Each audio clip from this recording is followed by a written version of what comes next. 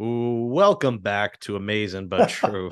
The depression is so real on this program this season. It is like the polar opposite of the fun that we had on a 101 win last year. It's Amazing But True. Our New York Mets podcast from the New York Post. I am your bald friend, Jake Brown, and I'm with my co-host for the first time on Zoom in a while in the month of June. June swoon. Maybe it's because we were separated for a while. We were divorced on this program.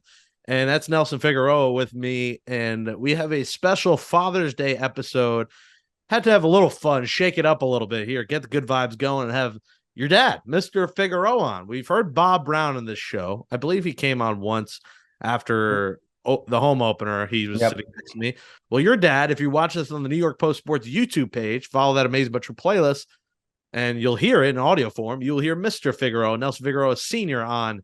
In about 15 minutes here, we'll go to Mr. Figueroa and on our Father's Day, talk about raising you as a baseball player and let him sound off with some wrong pronunciations of some players, which make it even funnier. So shout out to Mr. Figueroa. Will join us here on Amazing But True. In just a little bit, Figgy, as the Mets, we keep saying, win series against bad teams, win series against anyone, win games. They won one game.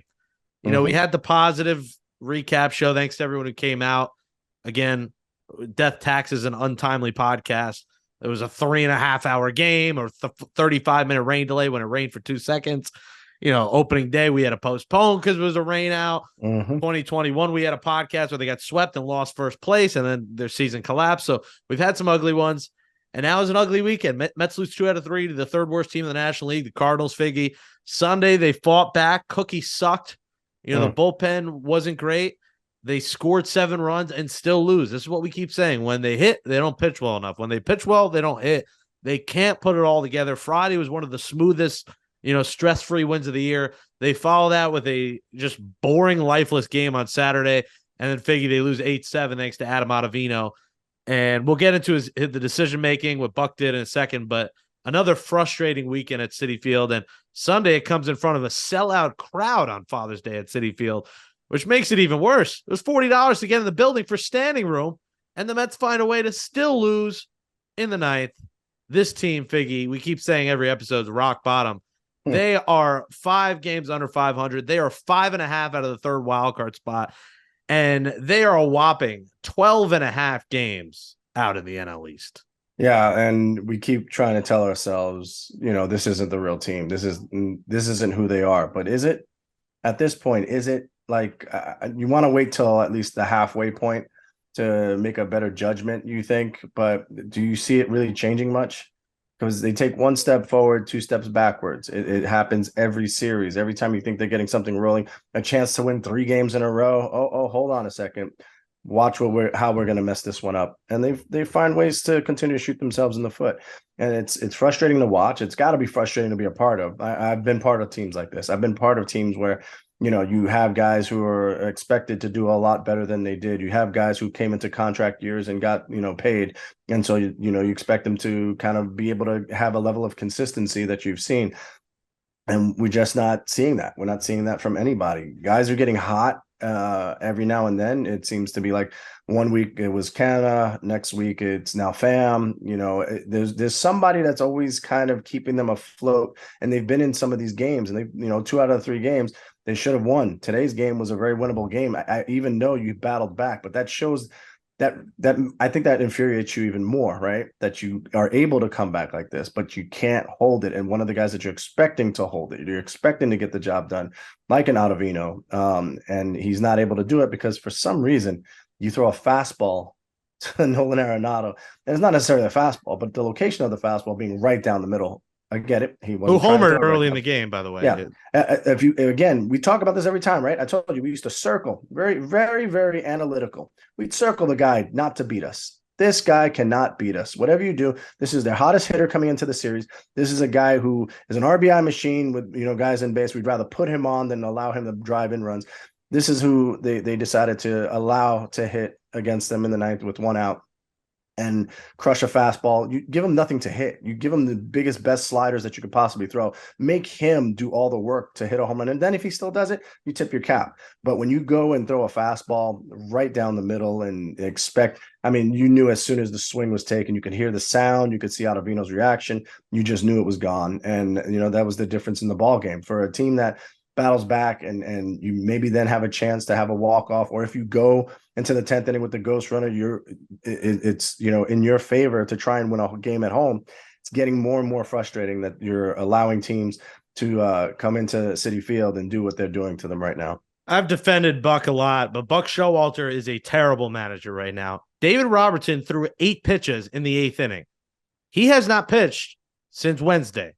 Adam Ottavino pitched on Saturday. Why the hell are you taking David Robertson out after 8 pitches? That reminds me of Luis Rojas saying up, downs, and I had my head up and down into a brick wall from hearing that. That's what it sounds like. Oh, he didn't say this, but he had an up, down. He had to go back in the dugout, come back out. Oh, we got to save him for Houston tomorrow. We got a tough series against the Astros. Play for today. Win today. And David Robertson is a better pitcher, period. 2, he's a better pitcher because he hasn't gone back-to-back. And listen, I know Ottavino only came in for 2 outs on Saturday. I was there. It rained. I got up because it rained, stopped raining, came right back down to my seats.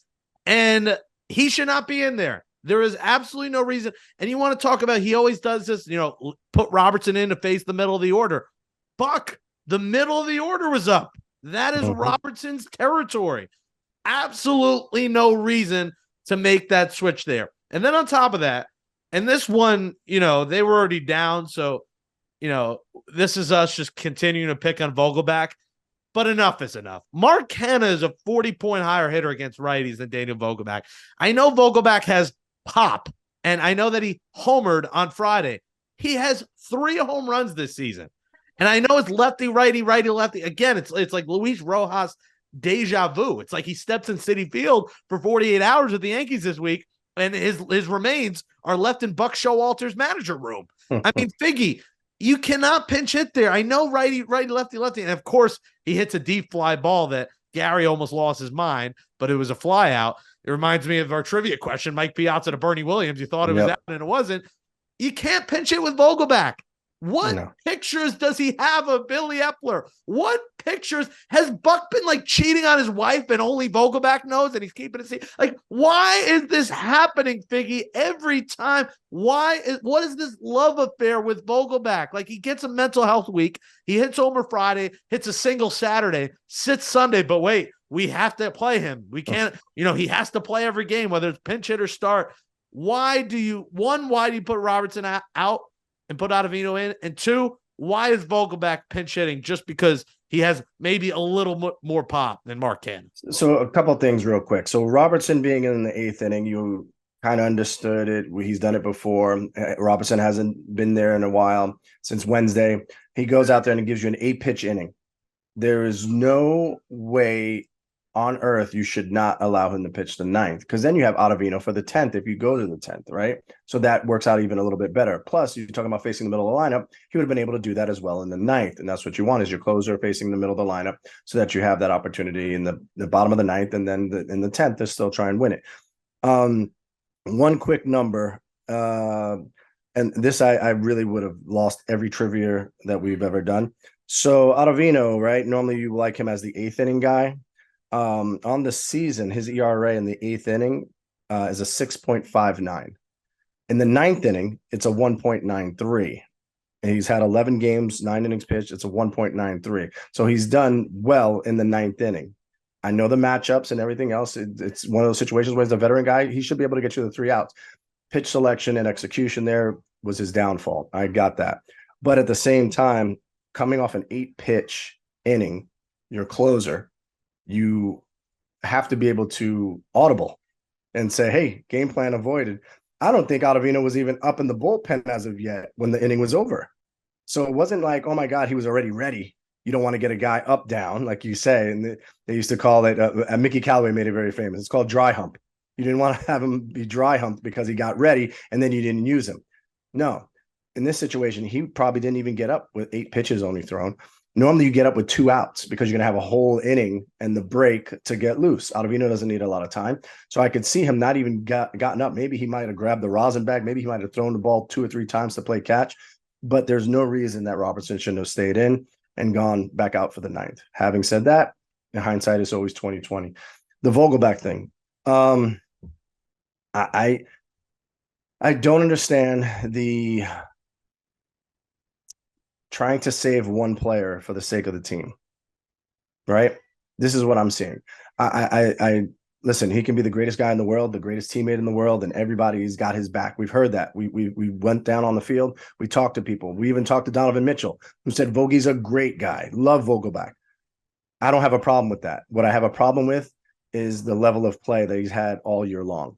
What the problem I have is, yes, you're constantly in flux of making adjustments and trying to get better, but the results aren't there. So there has to be come a point in time. And normally, if you have a $10 million price tag attached to it, you buy yourself this kind of leeway. You're talking about a guy who's making $1.5 million. And you're talking about a guy who's not giving you what you need. And you're sacrificing, to me, you're sacrificing the rest of the team to allow this to keep constantly happening. If he hits the home run, oh yeah, he's a hero. It would be a great story. But I'm not about great stories. I'm about winning ball games, because participation trophies for making almost a comeback don't matter at the end of the season. So we need to figure out a way to win. As you said, you had a chance to win a ball game, go out and win a freaking ball game. Don't worry about tomorrow. Figure out tomorrow. If you got to make moves to get more pitchers, go make moves to get more pitchers. But you had an opportunity there. It really got put right into your hands in the most perfect of ways, with only an 8-pitch eighth inning for Robertson to be back out there.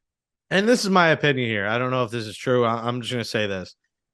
I don't think this team is playing for Buck this year. I think because of his poor decision-making and because of continuing to trot Vogelbach out there and calling Vientos up to only play him once or twice a week, who, by the way, homered, had 3 hits in his first game back, getting to play in AAA on Sunday. I think a lot of guys in the clubhouse are pissed off and they're frustrated with Buck Showalter. And I don't think they're playing for their manager like they were last year. And I think you're seeing it out on the field. You're seeing a team that makes mistakes defensively. You're seeing Brandon Nimmo yet again with 2 outs, getting run out at third. I mean, there's 2 outs. You being at third versus second is the difference between a wild pitch and a single, essentially. That's the only way you're scoring is a wild pitch with 2 outs. No reason to try for third there. If there was 1 out, fine. I'll live with it. The inning's not over. But you ran yourself out of the inning. And if he's on second there, next guy gets hit Marte, it's a tie game. And that's the run. That's the difference. And these little things are adding up, whether it's the defensive, whether it's, Vientos the other day not stretching enough to get to that ball, whether it's Cannon not stretching enough to get that half inch on the guy out. I mean, these little things are adding up. And I don't think this team is playing for Buck because of these poor managerial decisions that he's making. We're not seeing the manager we did last year. Intern Nick, you mentioned Mickey Callaway, and a word that Buck said today reminded me of the Mickey Callaway days. As he continues, and you get it, you got to stay positive. You're not going to say your team's out of it. But Nick, let's play what Buck Showalter had to say about his team coming back in this game. The positive parts of keep battling back, guys really, it's frustrated for them because you could tell how much, they put into getting back in that game and trying to cover some things that we were deficient at. And finally pushed through with Tommy, and we just couldn't push that other one across. Obviously we're short down the bullpen, and so part of it, we knew we were going to have to score some runs today, and we did. I was proud of that, so that's what I take out of it is, the way that, it's frustrating for me and everybody to not see these guys get a return for, how much they're trying to get back to what, we could do as a team. He used the word battling. When I heard battling, that's what Noah Syndergaard gave up 10 runs, and Mickey Callaway said he was battling. This isn't the battle of, I don't remember. I wasn't good in my what are the famous battles back in like the 1800s? Nick might know. He's in college right now. He might be studying that stuff. Do you know any famous battles, Nick? I know a lot of famous battles. We go way back to the 1000s, the Battle of Hastings. Okay, that's one. Any other battles? We want to go Revolutionary War, we could do some of that. World War II. There's a lot of famous battles, Figgy, and the famous battle is Mets managers using the word battle, and it's pissing me off.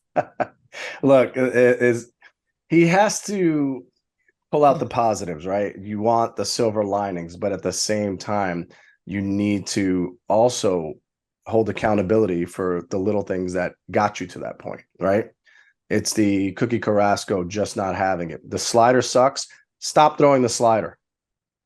Recognize this thing early, man. I get it. There's a game plan. This guy struggles with this. This guy struggles with that. But you know what? There's a million different ways to get out a major league hitter. There's a million different ways to get out any hitter. So for me, you've got to figure out what you're doing and how to do it, maybe in a different way. Carrasco did not make any adjustments today. He just kept trying to do the same thing over and over again.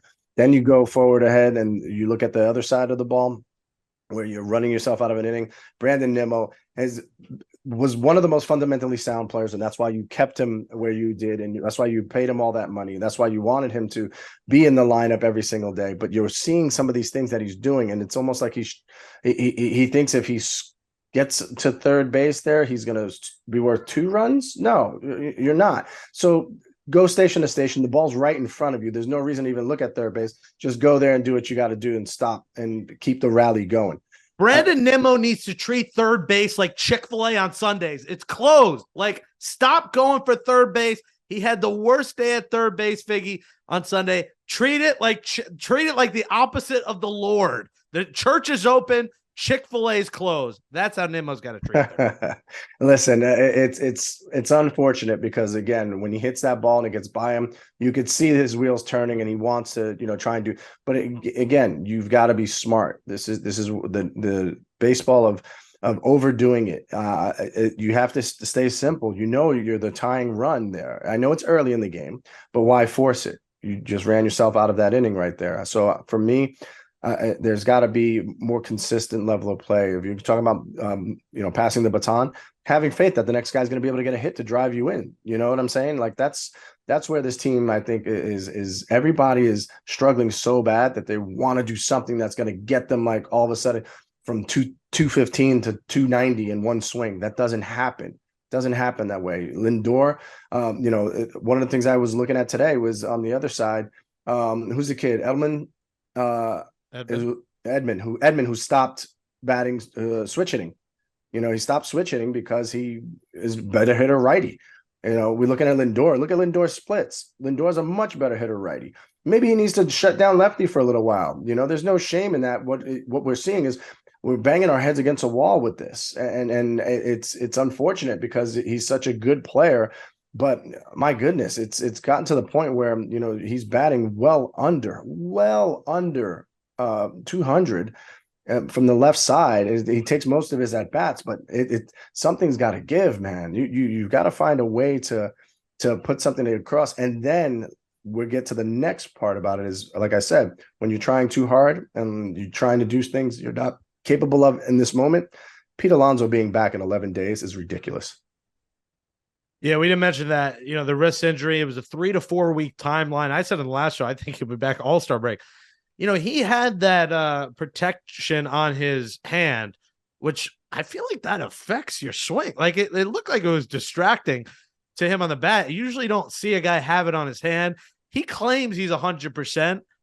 Yeah, I think this is way too. It's one game. Let's not overreact to what he did Sunday.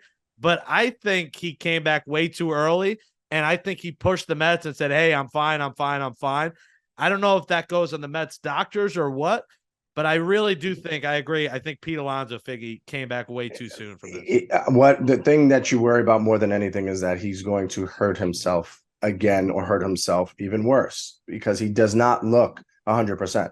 Those swings do not look like Pete Alonso swings. Just holding up your swing when you have a wrist injury like that, just holding back your swing if you're trying to check swing takes so much energy, so much effort that something else can go wrong. Even watching him, receiving throws today, it just didn't look like the normal Pete. And if he's not looking normal in practices, he's not going to look normal in the game, then it's not really worth having him in there and risking, him doing something worse. You saw on the other side of town, you got Aaron Judge with the big toe injury. He took another PRP injection because it wasn't feeling right and just not even thinking about any kind of baseball activities because you know you're going to need him for the second half. And you wonder too with Pete if he has on the back of his mind, Figgy, that like, I might be able to get 60 homers. No, I still haven't got that long-term contract.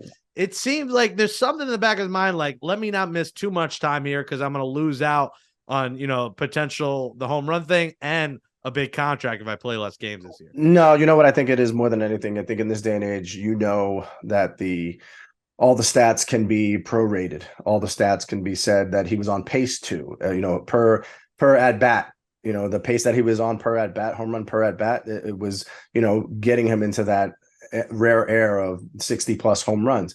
So, he's very capable of that. But at the same time, just because he gets injured and say if he was out the whole year, you wouldn't say, oh my God, he struggled. You say, oh, it was a freak incident. He got hit and he was out the whole year. So he was on pace to do amazing things. That doesn't devalue him in any way, shape, or form. Him coming back early and his swing being cut off and his swing not looking natural and his not making contact and striking out 3 times, that hurts his value. And nobody's going to care that, oh, he came back early to help the team win. Nobody's going to care about that. For me, when I got into arguments with Mark Malusis about this when it came to Aaron Judge, I go, there's no reason for him to go running into that wall. No reason.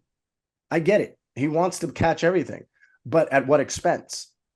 If I'm Michael King and I gave up a hanging slider and JD Martinez rips it off the wall, that was my fault. I don't expect this guy to go running into walls to save the day, because at the end of the day, what happens? He's out now for who knows how long. And it's the same thing when it comes to somebody like Pete Alonso. Thrusting him back in 11 days. And listen, there's a lot of checkpoints that he had to go through. There's a lot of things that he had to do. There's a lot of swinging of the bat and everybody watching him.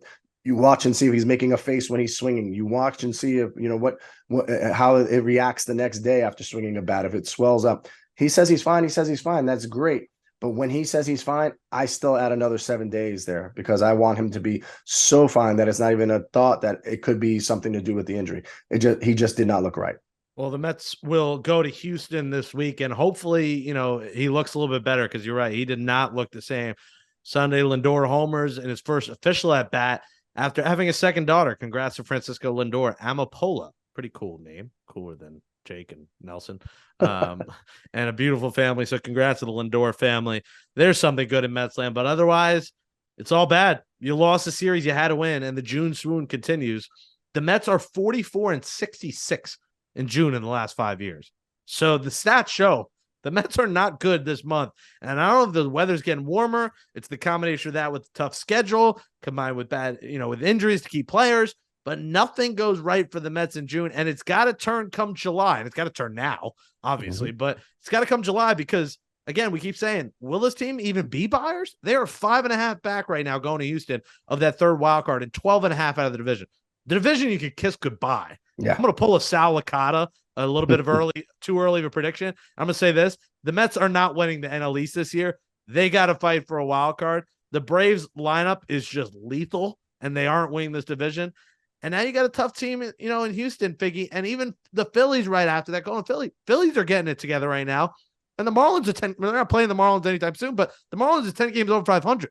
Now you're just trying to stay away from the last place Nationals, because those other teams are just playing so far and beyond better than you that this is alarming. And you got to start winning, and you got to put a streak together. It's not even about series. You have to win 9 out of 10 here. Go on a run that gets you over 500 and gets you in the conversation, because the Mets right now are not in the October conversation as we exit Father's Day.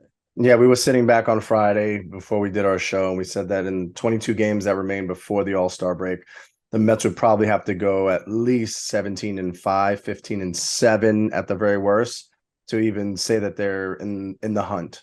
And starting out, losing 2 out of 3 is not exactly what you wanted. There has to be something. It's not just one thing. That's the problem, Jake, right? It's not just one thing. If there was one thing you could put a finger on, it makes it easy to figure it out. It's everything. It is. It's literally, you can't do 2 things right that'll help you win a ball game. You don't need all 3 elements, but you need 2 out of 3 to secure a win. 1 out of 3, like watching those 2 teams today, it looked like what we've been saying about the Mets a lot is that they look like they're playing not to lose rather than playing to win. You know, they're finding ways to, you know, scratch and claw back, and they score runs, or they give up a lead and then they come back. They find ways to try to not lose rather than finding ways to win a ball game. And it's just it's beyond frustrating. And I can't even imagine what it's like for the players, answering the same questions every single day, answering the same thing. And you know, Buck is trying to, you know, put it all on him, and he's trying to do that. And, you know, unfortunately, if something has to give, it's going to, you know, be either Buck or a bench coach. Somebody's got to, you know, be held accountable for this, because this is not what everyone signed up for, especially an owner who dished out $350 million.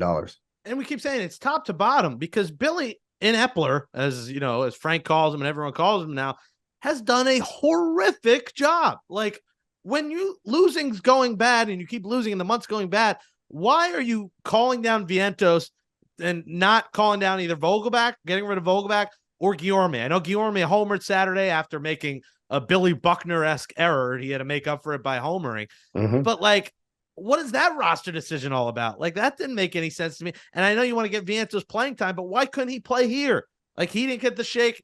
And then we have to just watch J.D. Davis, like, be an honest consideration of an all-star this year. J.D. Davis is hitting .291 with 10 homers and 40 RBIs. And we hate to rehash these old points, and Conforto's got a dozen homers, but all these things boil up to a roster that's not being productive, that is doing not what's on the back of their baseball card, and players that came in here that should not be here, and guys are not here who should be here. Gary Sanchez, and you can't even say Conforto because they probably weren't going to sign him, but Gary Sanchez, J.D. Davis, you know, Vientos, all these guys should be here. They're not. Instead, the Mets are stuck with pain and frustration. And, you know, this is hopefully going to change as our next episode comes after Wednesday's game. I'll have you covered on that one. And hopefully they have a good week here. I don't really feel good about it, but they got to get things together. Nothing like the H word when you head into H-Town. Yeah, hope.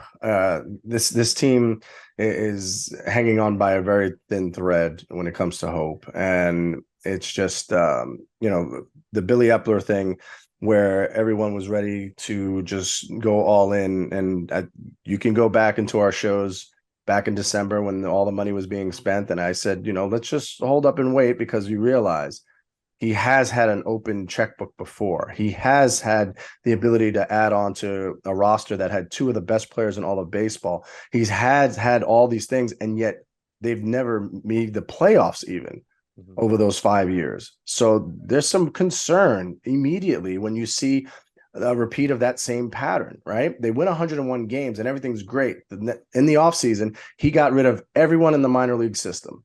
All the coaches that were there, started over fresh, brought over everybody he had before. And with the Anaheim system, he wanted to make things a little bit more cohesive, something that he was used to.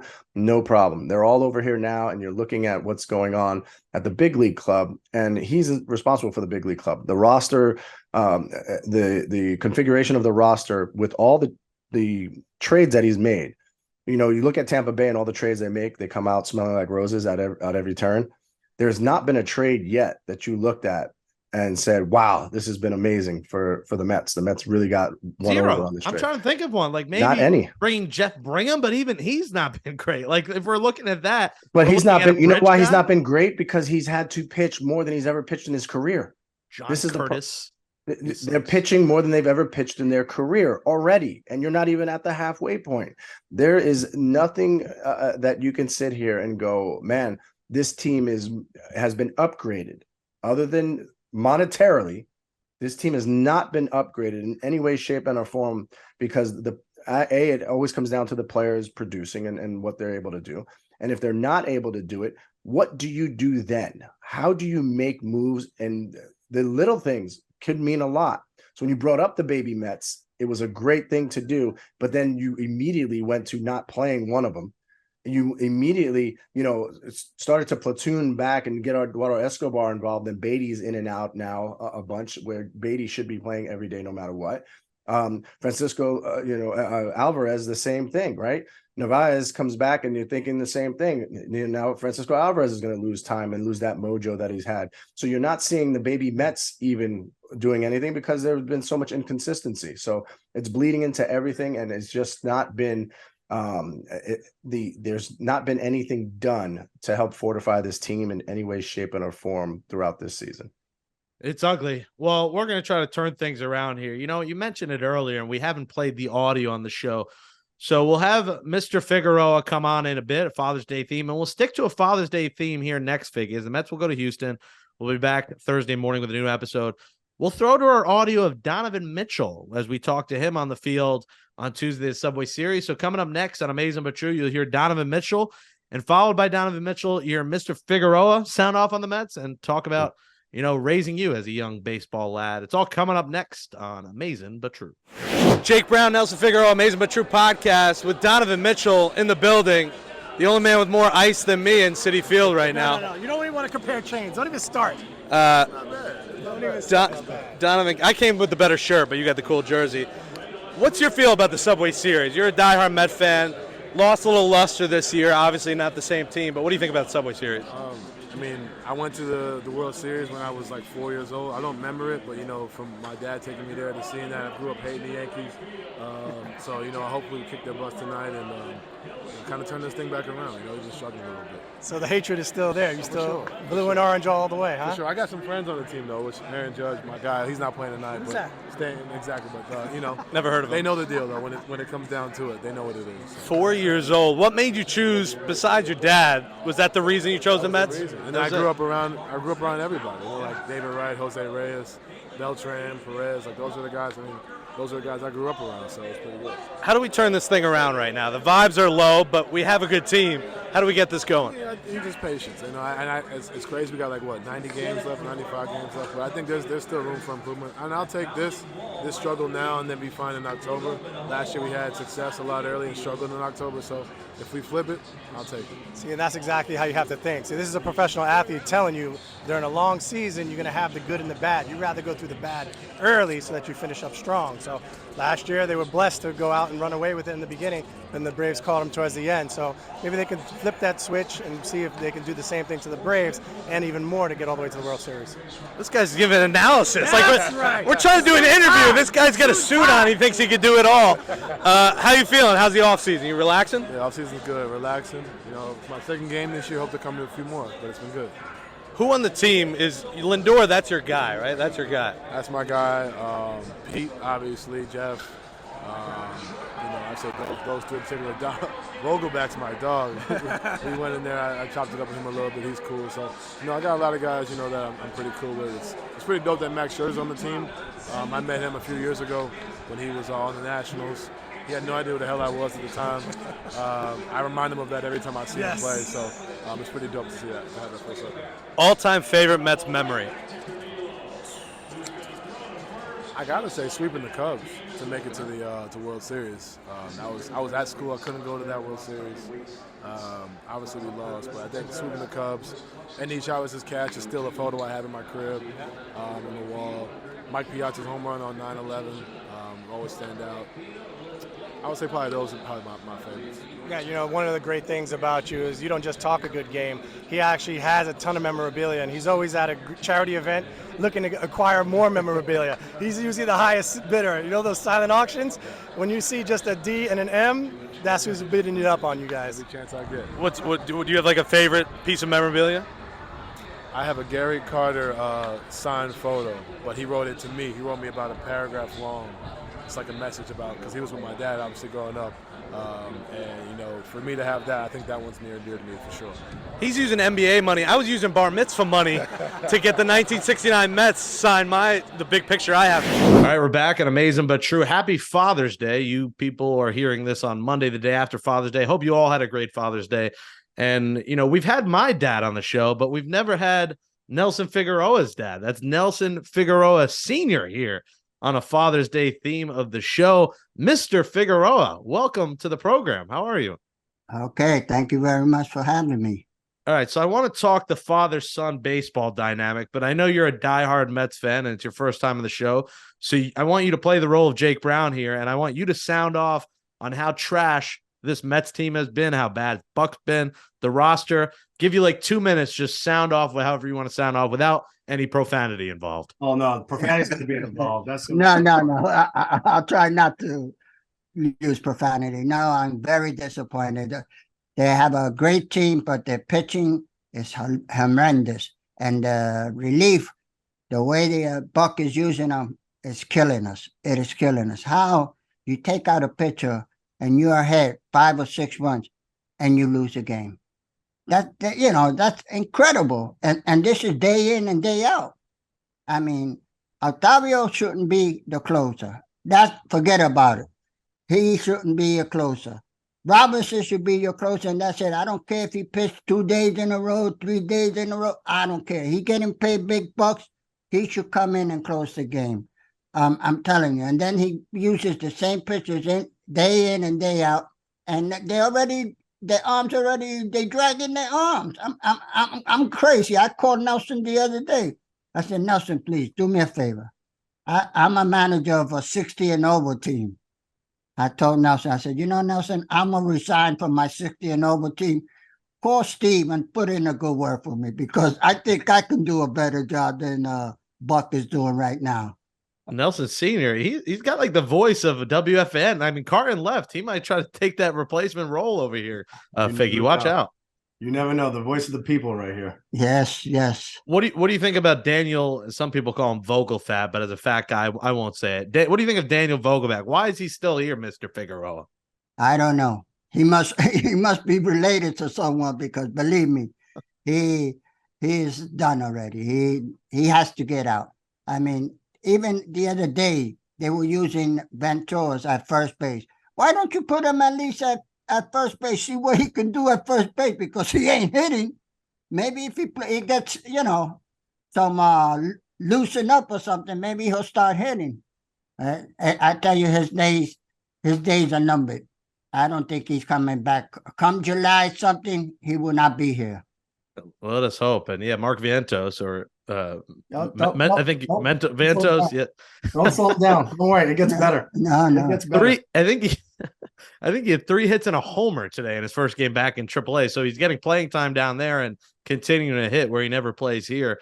Are you confident we turn this thing around here? What do you think?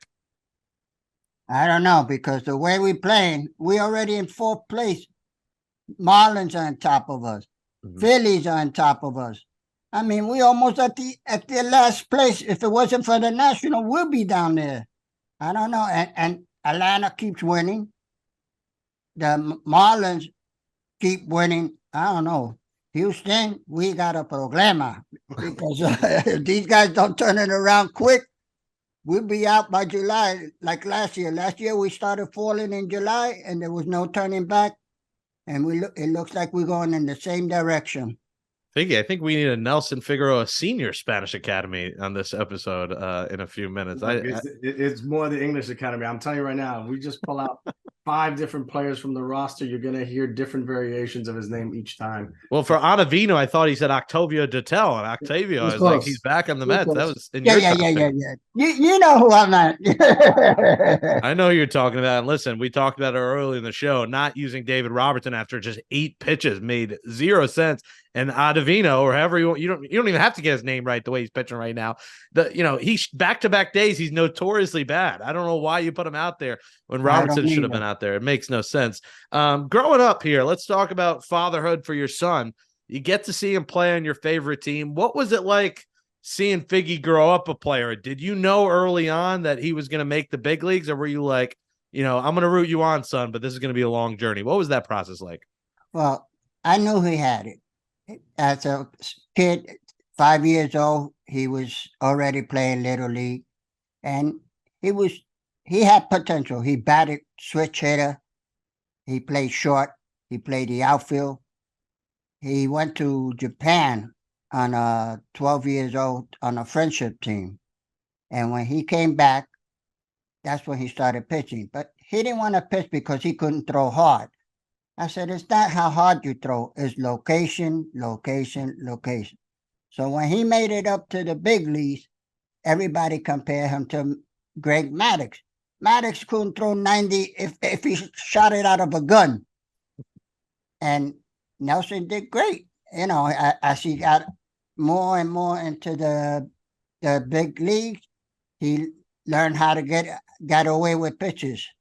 with not having to throw hard stuff, because it's not how hard you throw, it's location. If you throw a ball 95 miles an hour down the middle, when it leaves, it's going out 195. So it's not how you pitch, it's knowing how to pitch. When he got there, how proud were you? Because I'm sure you and your wife put a ton of money and effort into getting him to that point with Little League and gear and cleats and bats and everything in between. Like, when he finally hit that pinnacle, what was the feeling with you guys? Matter of fact, we were away. We were going to the Poconos, and we had just got into the Poconos, and we got the call that he was making the first start in Arlington, Texas. Oh my God. We said, oh my God. We drove back home from the Poconos. The next day he was pitching Sunday, his debut. And all day Saturday we were looking for, I think we caught like 5 flights because it was so much money for me, my wife, my daughter, my 2 sons, and my brother-in-law. It cost us like $1,700, overnight. So we made so many connections that I'm still tired from all the connections. And we're going back maybe 15 years. 20, at least 20 years. At least 20 years, that's right. Unbelievable, but it was well worth it. He lost 3-2, but he pitched good. He pitched against the Texas Rangers, was his debut. And he did good. He handled himself very well. Did he treat you guys well when he got that big payday? Did he get you guys anything? Any good gifts? The big payday. Yeah. Well, let me know when he gets it, because I'm still waiting too. All right, one day then. What about he goes to the Mets? We all remember the game. I think it was Friday night in April against the Brewers at Shea Stadium. I know you guys, the whole family, everyone's there. You're in a suite. What is that moment like for you as a lifelong Mets fan? It was funny because Kevin Bernhardt interviewed me, and he says, Mr. Figueroa, how does it feel to have your son, play for your favorite team? I said, it's like dying and going to heaven. And it's so funny because I have a brick in Citi Field saying the same thing. So when people see it, they say, oh, Nelson, I'm so sorry. They think that I died really and went to heaven. But it was just a saying that I said that, it was like dying and going to heaven to see your son pitch for your favorite team. Because I used to live in East New York, which was like 20 minutes from Shea Stadium at that time. And my landlord, who lived upstairs from me, he always used to take me to the games when I was 8, 9, 10 years old. So I was always a Met fan. So, when he got signed back in 1995, Not that old. I was so happy, and when we went to Citi Field Shea Stadium to sign the contract, the guy that signed him, he looked at him, he said, oh, he says, you're not who I expected. He expected him to have tattoos, earrings, and this and that. When he seen him just simple, he says, oh, I was going to tell him, you can't judge a book by its cover, And he was cracking up. He said, oh, very well, very well. And Figgy was a Slim Jim back then. He's packed on some weight, some burgers. Oh, yes. Since then.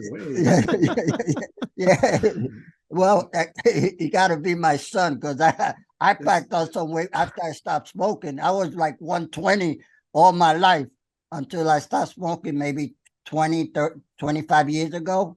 Now I weigh 121. No, I'm just kidding. 150, 160. Right. So you're a smaller guy. How tall are you? You're small? I'm 5'10". Well, 5'10". 5'9", because I'm on a good day. I went to the doctor. I went to the doctor, and the doctor says 5'9", and I took out my license. I said, I'm 5'10".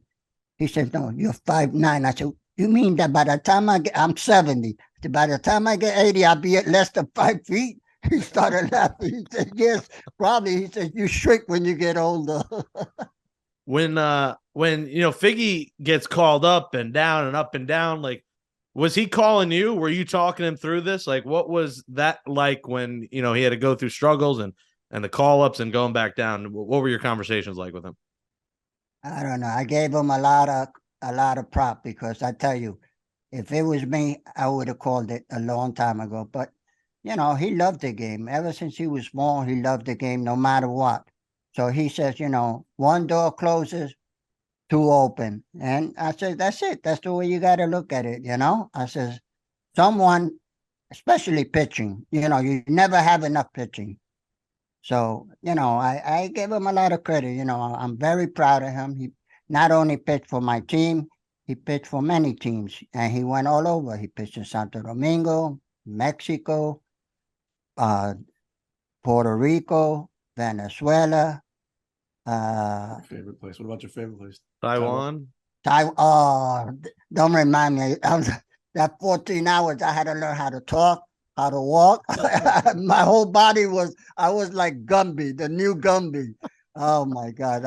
But believe it or not, it was worth the trip. The way those people over there love my son, and then him signing autograph in Taiwanese. I said, you know how to write Taiwanese?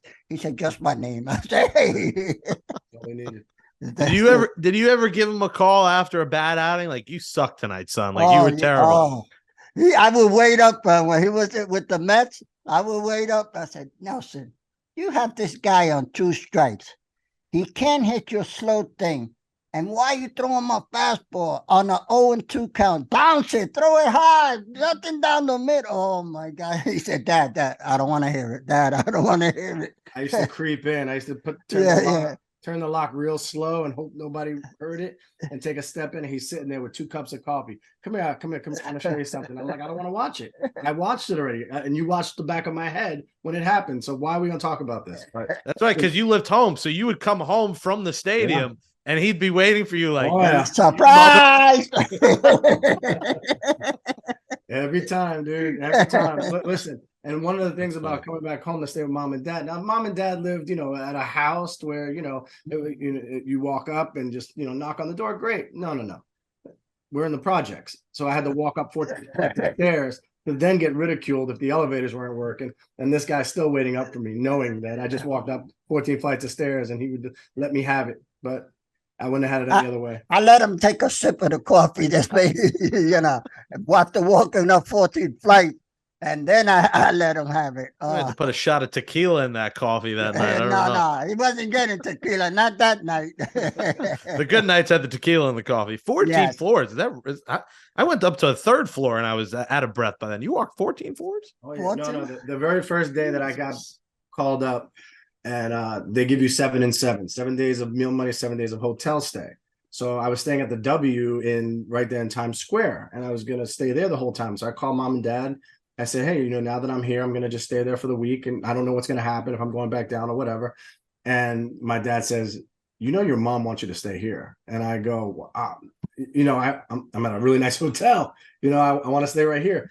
And I said, you know what? Come get me. So he came, got in the car, came out to Manhattan, picked me up. We got back.